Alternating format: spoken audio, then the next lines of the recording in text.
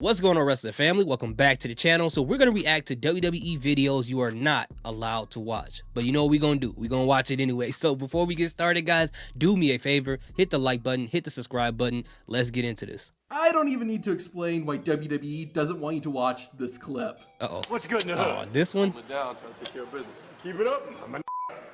Oh, my God, bro. All right, man. First and foremost, Vince McMahon said it to the right person. He already knew that John Cena had the right pigment to say that word to, because he didn't say it to Booker T. And the question I've always had about this part is, what was the conversation leading up to this? Because we all know that this didn't come out of nowhere. I mean, Booker T looks surprised, but he don't look surprised like, oh my God, I didn't know he was going to do that. He looked surprised like, oh, I can't believe he did exactly what I thought he was going to say.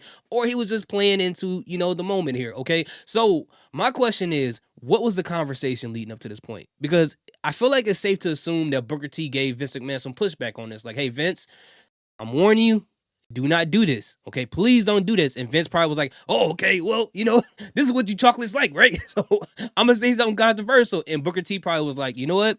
You can do what you want.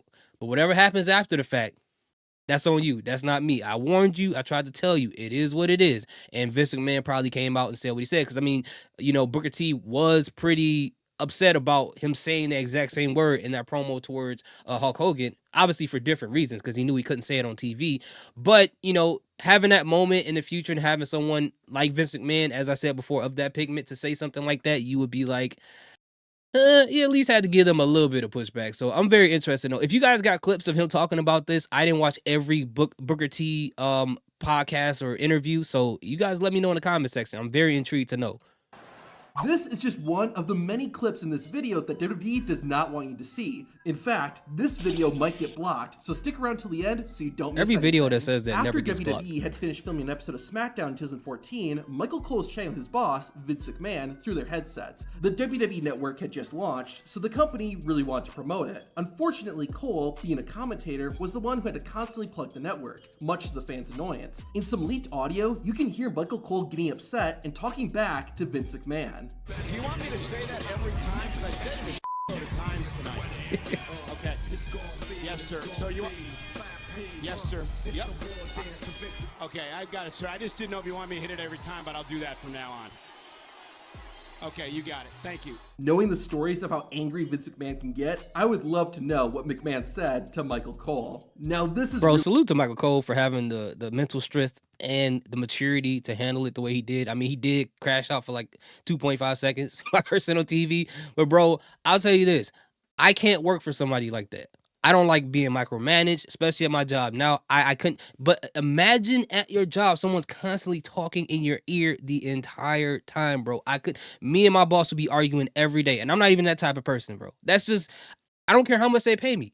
I'll work there for 1 month, get that check, and go find me a new job, bro. It's just too much. Too much. Really ironic. What do you think about it? After Lita cheated on her boyfriend, Matt Hardy, with Edge in real life, it of course became a WWE storyline. Lita and Edge were an on-screen couple, and after Edge won the WWE Championship, the two decided to get rated R. The night after Edge's victory, he and Lita had a live celebration in the ring. Seeing a bed in a wrestling ring was pretty weird, but this is what WWE wanted to show people. What WWE did not want to show is what happened to Lita. As the two were doing the deed, the camera accidentally caught Lita's exposed chest. The camera cut away, and WWE was quick to remove this footage. It's kind of ironic that WWE wanted a live celebration, but didn't want anyone getting naked. 2 days after 9/11, WWE... They are lucky they didn't have like smartphones with these crazy cameras on there, bro, because this will be everywhere. Did a live edition of SmackDown with a very patriotic theme. Wrestlers and other WWE personnel shared their thoughts and words of hope during the show, and it was overall a very feel-good moment.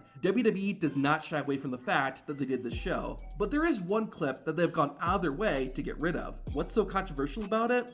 Just watch. A few years ago, some people tried to destroy my family. They attacked my father's reputation. They attacked my mother's reputation. And they attacked the World Wrestling Federation. They tried to rip us apart, but all they did was make my family stronger. And that's exactly how America feels right now. I forgot about this. You use something that had to do with the steroids controversy in your family to make it a parallel with the deaths of people in 9/11, bro. How insensitive can this be? Oh my God, bro. Who wrote this?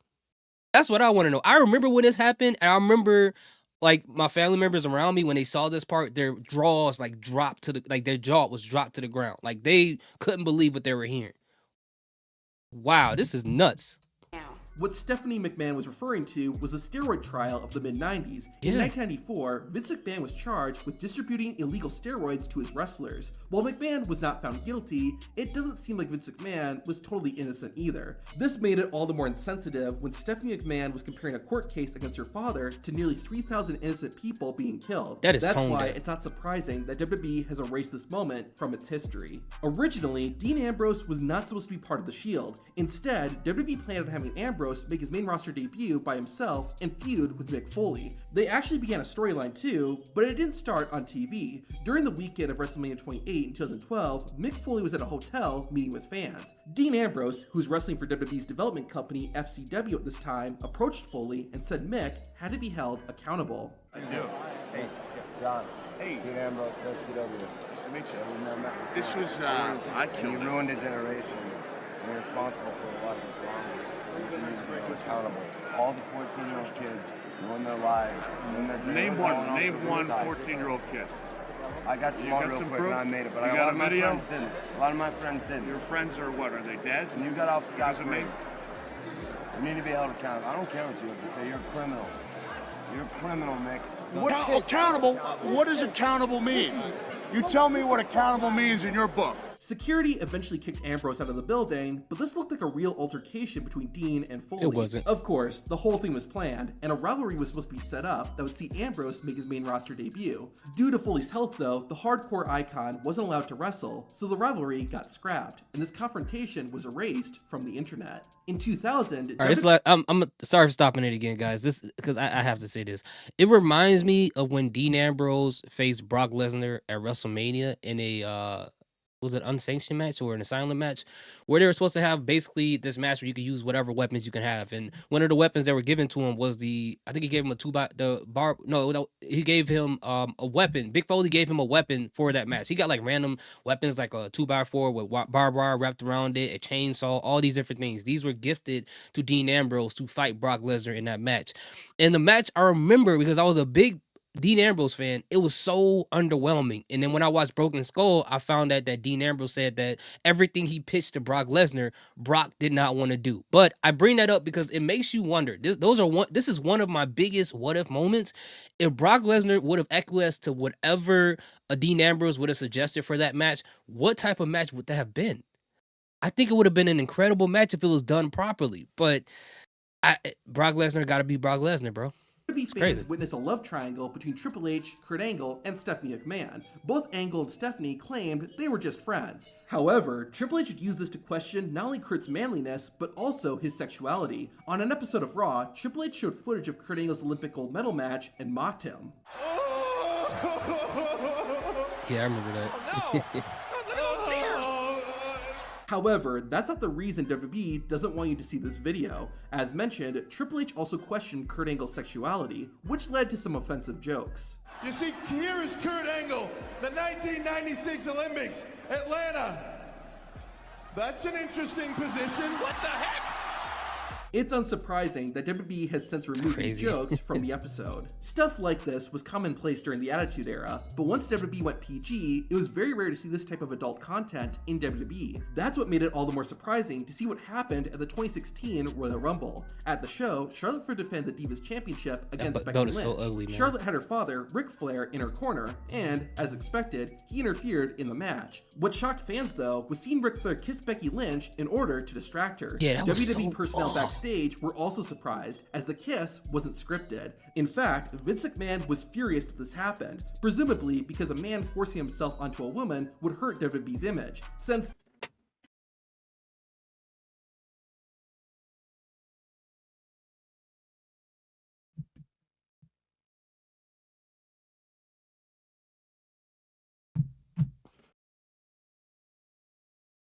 We're just gonna leave it at that.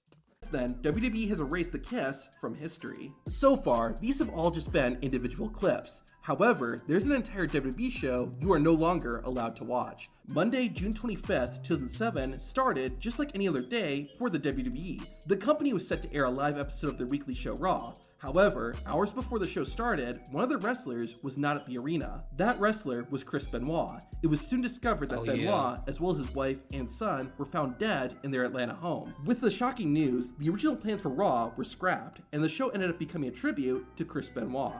I hope as you watch this, you appreciate that everything that Chris Benoit has done.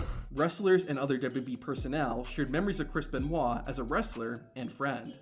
Chris thought it was so cool that I married Triple H. He was one of the only people that just was so genuinely happy for us. He said he thought it was so cool. However, there's a very good reason you can't watch the show. As WWE was broadcasting the Benoit tribute show, authorities found out who killed the Benoit family. As they learned, Chris had murdered his wife and son, then took his own life. Just one day after praising and celebrating Chris Benoit, WWE did a complete 180. Last night on Monday Night Raw, the WWE presented a special tribute show, recognizing the career of Chris Benoit.